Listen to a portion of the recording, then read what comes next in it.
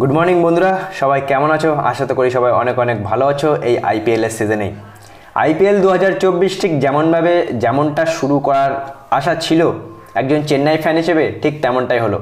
গতকাল Chennai super king একটা দুর্ধর্ষ একটা অসাধারণ ম্যাচ জিতে তাদের আইপিএল টুর্নামেন্টটা শুরু করলো। আর আজকে শনিবার, আর আজকে কিন্তু ডাবল ধামাকা। বন্ধুরা, আজকে দুটো ম্যাচ খেলা হবে আইপিএলে। ম্যাচ নাম্বার দ্বিতীয় আজকে, যেখানে আমরা দেখতে পাবো যে Punjab Kings versus Delhi capital. 3:30 থেকে এই ম্যাচটা হবে চণ্ডীগড়ে, নতুন স্টেডিয়াম। পাঞ্জাবের আগে হোম গ্রাউন্ড ছিল মোহালিতে, কিন্তু এই ম্যাচটা কিন্তু চণ্ডীগড়ে হবে। সুতরাং নতুন স্টেডিয়ামে আমরা আইপিএল দেখতে পাবো।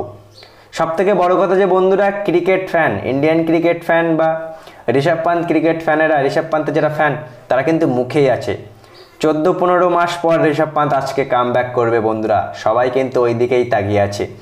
আজকের প্রথম ম্যাচে পাঞ্জাব ভার্সেস দিল্লির মধ্যে ঋষভ পান্তকে দেখার জন্য কিন্তু আমরা মুখিয়ে থাকবো।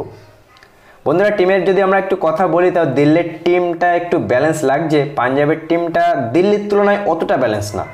তাদের বোলিং লাইন আপ একটু ভালো, রাবাডা আছে, কিন্তু সত্যি কথা বলতে ব্যাটিং লাইন আপ ততটা যেন মজবুত লাগছে না।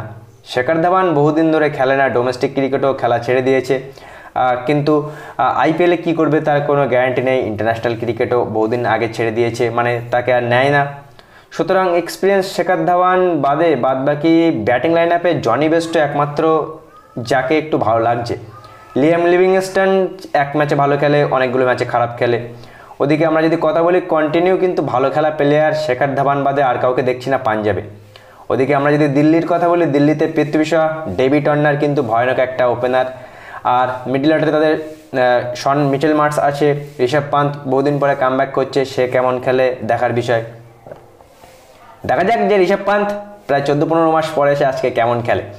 বন্ধুরা, আজকে দ্বিতীয় ম্যাচের কথা যদি আমরা বলি, 7:30 থেকে Kolkata night Riders versus Hyderabad. এই আইপিএলের সব থেকে দুটো বেস্ট প্রাইস প্লেয়ার। প্রথমে আমরা যদি কথা বলি, প্রায় 24.5 কোটি টাকা দিয়ে মিচেল স্টার্ক কলকাতার হয়ে খেলবে।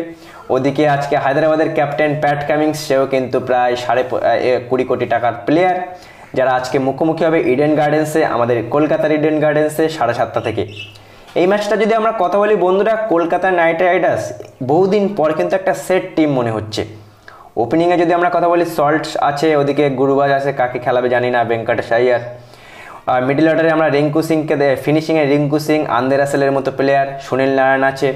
ওদিকে ক্যাপ্টেন শ্রেয়াস আইয়ার, নিতেশ রানা মিডল অর্ডারের দায়িত্ব সামলাবে। বোলিংয়ে আমরা যদি দেখি, মিচেল স্টার্ক আছে, সুনীল নারায়ণ, আন্দে রাসেল ভালো বোলিং করে, সুয়েশ শর্মা। মোটামুটি কিন্তু কলকাতা নাইট রাইডার্স বহুদিন পরে একটা ভালো টিম মনে হচ্ছে। ওদিকে হায়দ্রাবাদের কথা বললে, হায়দ্রাবাদকে অনেকে হালকাভাবে নিলেও আমার মনে হচ্ছে আজকের দ্বিতীয় ম্যাচে হায়দ্রাবাদ কলকাতাকে হারাবে ইডেন গার্ডেন্সে। বন্ধুরা, আমার মনে হচ্ছে, তার কারণ ব্যালেন্স টিম হিসেবে দেখতে গেলে কিন্তু হায়দ্রাবাদ একটু প্লাস পয়েন্ট মনে হচ্ছে। ব্যাটিংয়ে যদি তারা তেমনভাবে ভালো করে, বোলিং তো নো ডাউট ভালো, তাদের প্যাট কামিন্স আছে, ভুবনেশ্বর কুমার আছে, ওদিকে উমরান মালিক আছে। বোলিং কিন্তু বেস্ট, ফাস্ট বোলিং লাইন আপটা বেস্ট মনে হচ্ছে আমার কলকাতা নাইট রাইডার্সের, হায়দ্রাবাদের। সুতরাং দ্বিতীয় ম্যাচে কিন্তু আজকে ফাটাফাটি হওয়ার চান্স আছে ইডেন গার্ডেন্সে। প্রায় 1 বছরের, গতকাল এর আগের সিজনে শ্রেয়াস আইয়ার খেলেনি। সুতরাং 60-65 হাজার ইডেন গার্ডেন্সের দর্শকের সামনে তারও কিন্তু একটু প্রেশার থাকবে। সুতরাং আজকে শনিবার ডাবল ধামাকা, দেখা যাক কোন কোন টিম কেমন পারফরমেন্স করে। আইপিএলের শুরুটা কিন্তু এই 4টে টিম জিত দিয়েই শুরু করবে, ঠিক যেমনটা কালকে করেছিল চেন্নাই সুপার কিং। দেখা যাক বন্ধুরা, আজকে দুটো ম্যাচ কতটা কন্টেস্ট হয়।